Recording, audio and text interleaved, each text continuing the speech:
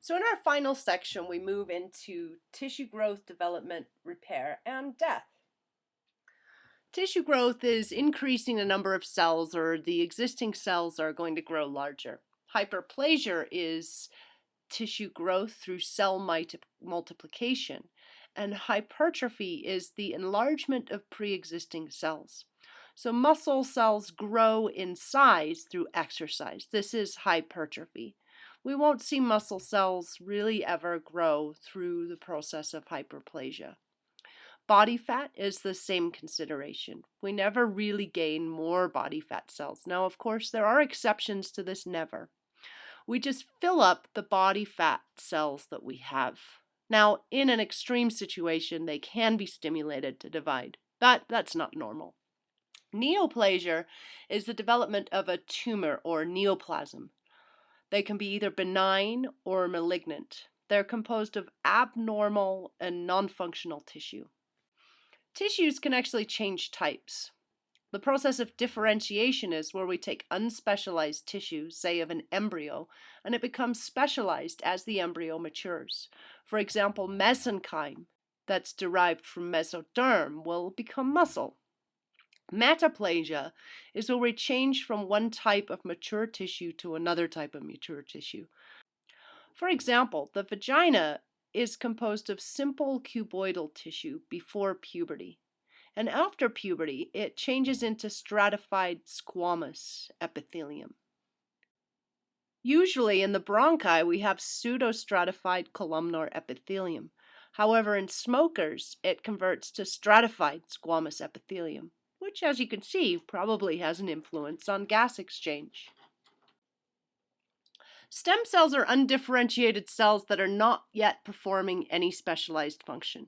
They have a potential to differentiate into one or more types of different mature functional cells. For example, in our bone marrow, we have pluripotent stem cells that will become our various types of blood cells. The developmental plasticity of a cell refers to the variety of different mature cell types which a particular stem cell can give rise to. There are multiple different types of stem cells for us to understand. There are totipotent, which means they have the potential to develop into any type of fully differentiated human cell. These are the source cells of the very, very early embryo. Totipotent stem cells are the ones that have so much of the controversy going on at the moment. Pluripotent stem cells can develop into any type of tissue in the embryo.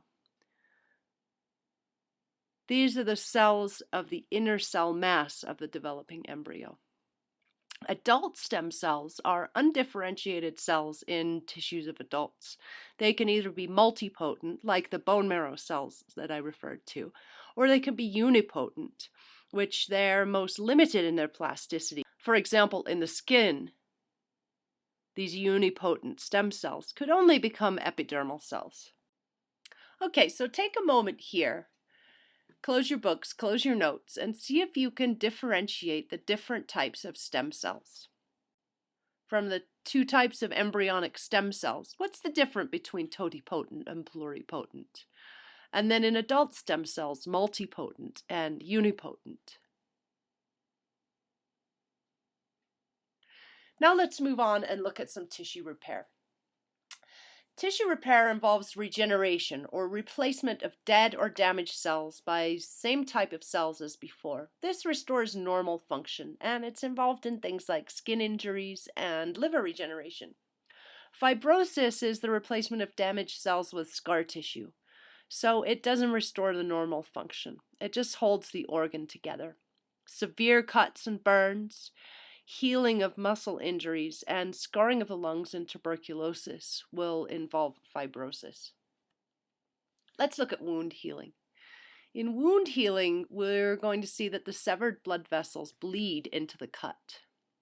The mast cells and damaged cells are going to release histamine.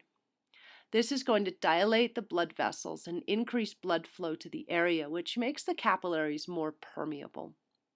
The blood plasma is going to seep into the wound. As it does that, it's going to carry antibodies as well as clotting proteins and blood cells in order to protect the wound. Shortly, a blood clot is going to form in the tissue. This loosely knits the edges of the cut together and inhibits the spread of pathogens from the injury site into healthy tissue. The scab forms, and that's going to temporarily seal the wound and block it from infection. The macrophages that you see in here in purple are then going to start going around and cleaning up. Macrophages are the cleanup cells. They'll digest old tissue and debris. In about 3 to 4 days, we'll see that new capillaries sprout from nearby vessels and grow into the wound. You can see here in the lower layer. The deeper portions are going to become infiltrated by these capillaries, as well as fibroblasts. They'll transform into soft mass or granulation tissue. The macrophages, the cleanup guys, are going to begin to remove the blood clot. The fibroblasts are going to deposit new collagen and begin to fill in the space. This process can last up to 2 weeks. Now we move into a stage where we see epithelial regeneration. The surface epithelial cells around the wound are going to multiply and migrate into the wound area beneath the scab. The connective tissue is going to undergo fibrosis beneath that. Now, scar tissue may or may not show through the epithelium, depending on the depth and width of the cut. Then we'll see remodeling or maturation begin. This is several weeks after the injury, and it could last up to 2 years as the site of the injury becomes less and less apparent. Tissue shrinkage and death, atrophy, is shrinkage of tissue through a loss in cell size or number. Our muscles will atrophy as we don't use them. Senile atrophy is what happens through normal aging, and disuse atrophy comes from lack of use. Astronauts will experience disuse atrophy because there's a lack of gravity in the environment that they spend time in space.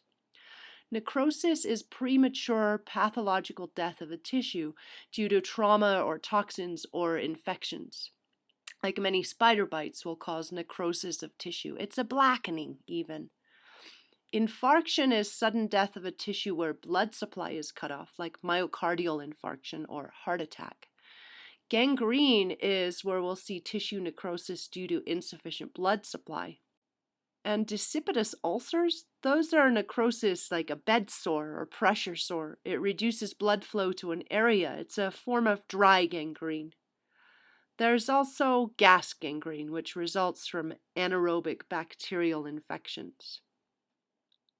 Apoptosis is programmed cell death, so cells are dying at the appropriate time. They've been pre-programmed to die at that time. Apoptosis is the normal death of cells that have completed their function and best serve the body by dying and getting out of the way. So this would be a great place to pause a moment, close your notes, and see what you can sum up about wound healing. Refer to the figures in your book. See if you can fill in the stages. And then take a look at tissue shrinkage and death. Summarize the different ways that tissue can either shrink or die. And then we'll move on to tissue engineering. Tissue engineering is the artificial production of tissues and organs in the lab for implantation into the human body. We create a framework of collagen or biodegradable polyester fibers, and we seed them with human cells. They grow in a bioreactor, for example, inside a mouse, which supplies them with the nutrients and oxygen for the growing tissue. This technology is amazing for the creation of such things as skin grafts. These are already available biotissues.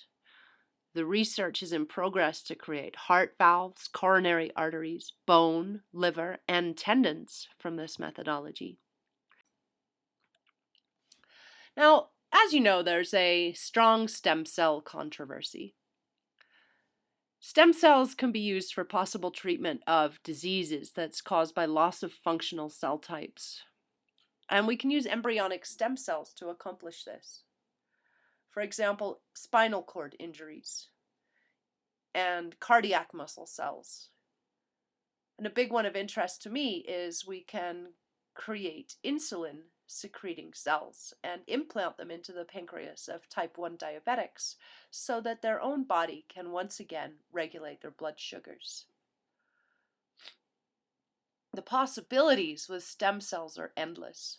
Medicine these days is really moving away from treating the symptoms with drugs to actually treating the root of the problem by using stem cell technologies. This would be a great topic if someone wanted to take it on for their end of semester presentation. Things like skin and bone marrow stem cells have been used in therapy for years.